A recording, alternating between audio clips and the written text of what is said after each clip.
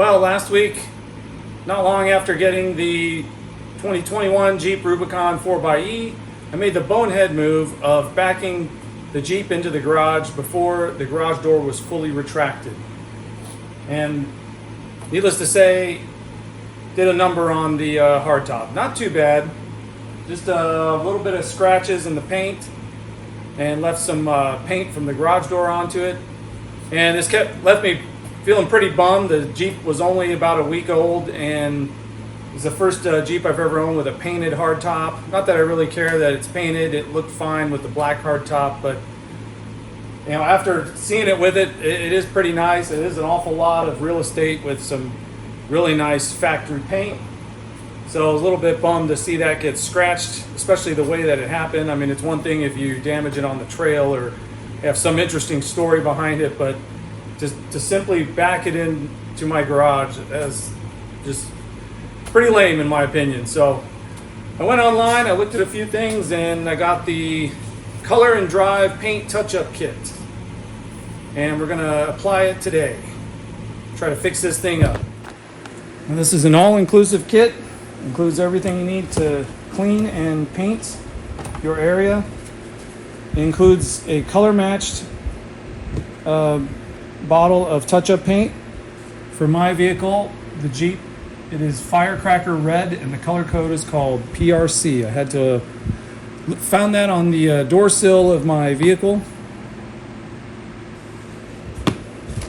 It also has a cleaner called Correct and Clear. This is used to clean the area before you paint it and after the paint is dry to get rid of excess touch-up paint.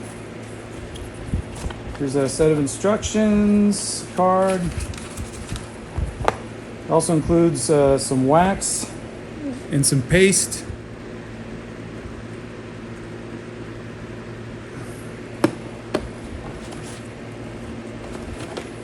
And it also has everything you need to clean. This you can put the cleaning agent on, buff it out. There's paintbrushes, even gloves to do the job with. Now I had already cleaned some of the paint off that was scraped onto here from the garage door. Just went over to Walmart and bought some of this Meguiar's Ultimate Compound. Did a pretty good job. Took some elbow grease, but I was able to get a lot of that excess paint from the garage door out. So what's left behind is just the actual scratches in the factory paint on the hard top. I'm going to start by cleaning it.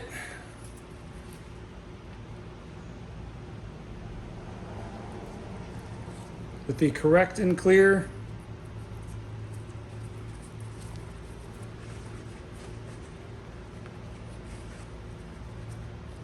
I had washed the entire Jeep today, soap and water, so just to make sure it's got other contaminants out. I got my bottle of the Color and Drive paint. It's supposed to specifically match my Firecracker Red paint job.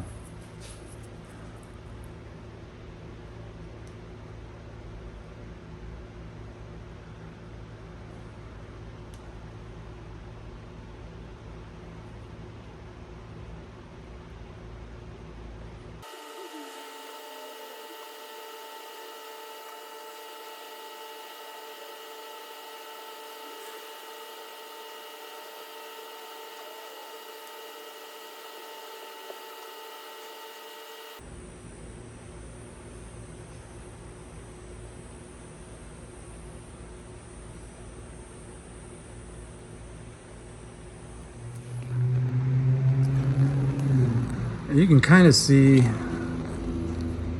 where the old paint is flaked off right here.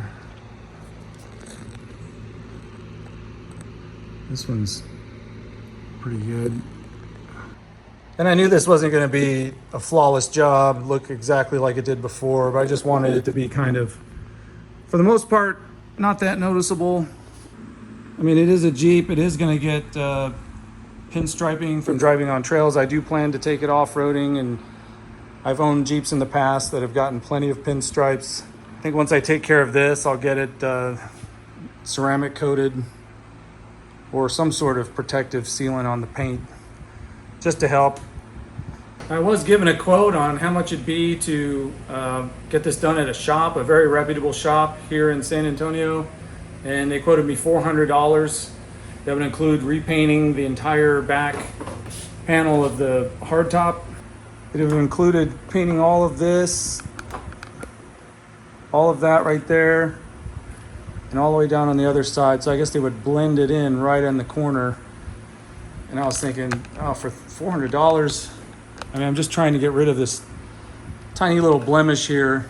I'll try to do it another way, you know, before doing, I mean, I always go ahead and do that later on, but, you know, just see how I can do with this for now.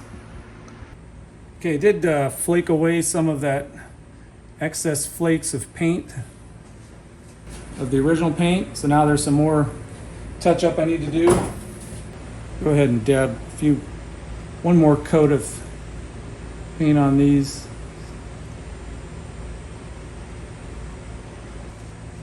Gonna try using some of that Correct and Clear again. Now I see what it does. It kind of blends it in a way. Or takes it off.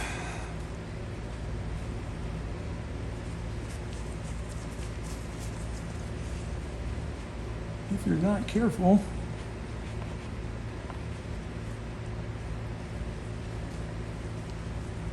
Well, this is quickly turning into a how not to correct your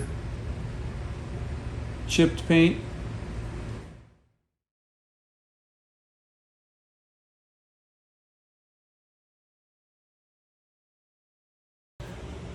All right, it's the next day.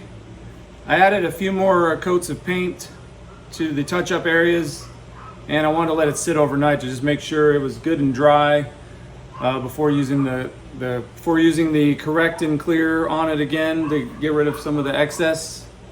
So I'm going to do that now.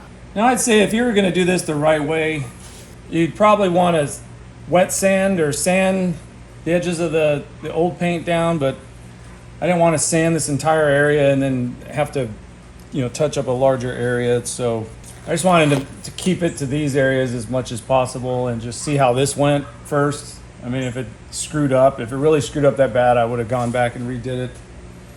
Okay, got my Correct and Clear. Not taking it off this time. Well, actually, there's a little bit. I think it's supposed to do that, kind of smooth it out. Especially this, like, for instance, this one had a little excessive amount of paint, so now it's kind of smoothing that over.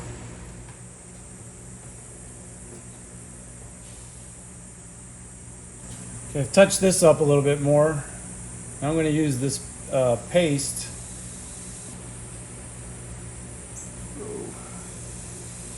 Too much.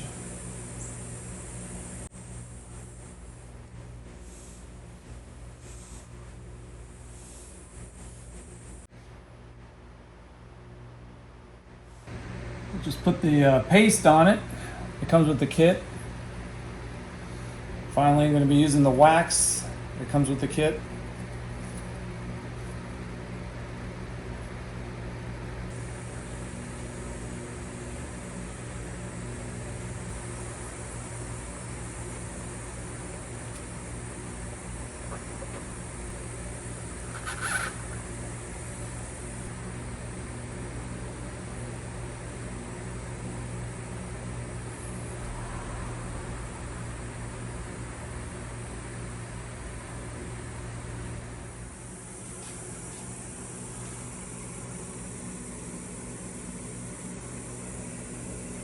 You can see it from this angle, you can kind of see where the touch-up paint is, but for the most part,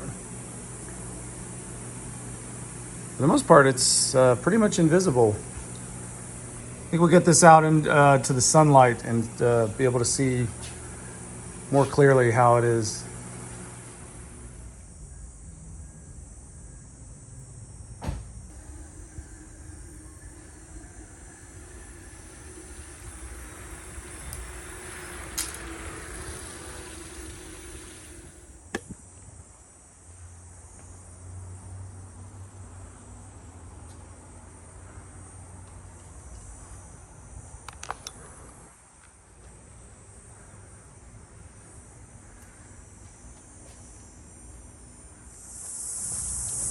Well, I'm pretty impressed with the Color and Drive paint touch-up kit.